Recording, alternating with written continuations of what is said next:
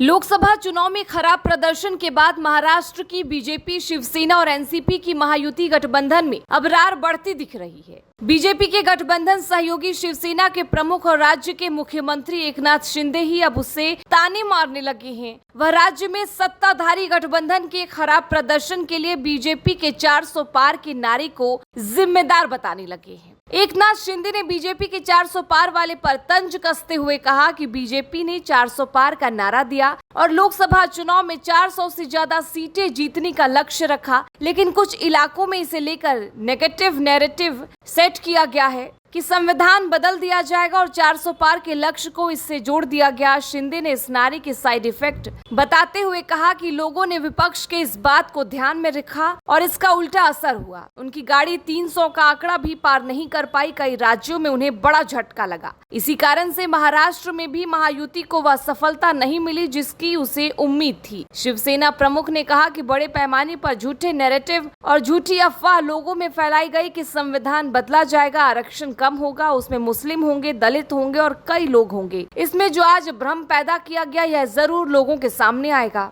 Vote bank की जो राजनीति हुई है यह लोगों को पता चलेगी। निश्चित रूप से जिन्होंने वोट बैंक की राजनीति की है उनके असली चेहरे भी सामने आएंगे। इसके साथ ही महाराष्ट्र के नतीजे पर एकनाथ शिंदे ने कहा कि मैं यही कहूंगा कि हमारे शिवसेना का जो परफॉर्मेंस है, जो हमारा स्ट्राइक रेट है वह पहले से बेहतर हुआ है। हम 13 सीट लड़े और उसमें से 7 सीटें जीते हैं। मुंबई में 2 लाख से ज्यादा वोट उनसे हमें ज्यादा मिला है। 90% शिवसेना के वोट में से 40% हमारे पास है। शिवसेना के बेस पर हमें वोट मिले हैं। इससे साफ जाहिर है कि स्ट्राइक रेट में, वोट शेयर में हम आगे हैं और लोग हमारे साथ हैं। शिंदे के इन बयानों को प्रेशर पॉलिटिक्स के रूप में देखा जा रहा है। दरअसल महाराष्ट्र में शिंदे के नेतृत्व वाली शिवसेना की लोकसभा में 7 और राज्यसभा में 1 सांसद हैं। प्रधानमंत्री नरेंद्र मोदी के नेतृत्व वाली नवगठित सरकार में पार्टी को आयुष मंत्रालय में केंद्रीय राज्य मंत्री और स्वास्थ्य और परिवार कल्याण मंत्रालय में राज्य मंत्री का पद मिला है। शिवसेना के कई नेता भी मोदी कैबिनेट में जगह न मिलने को लेकर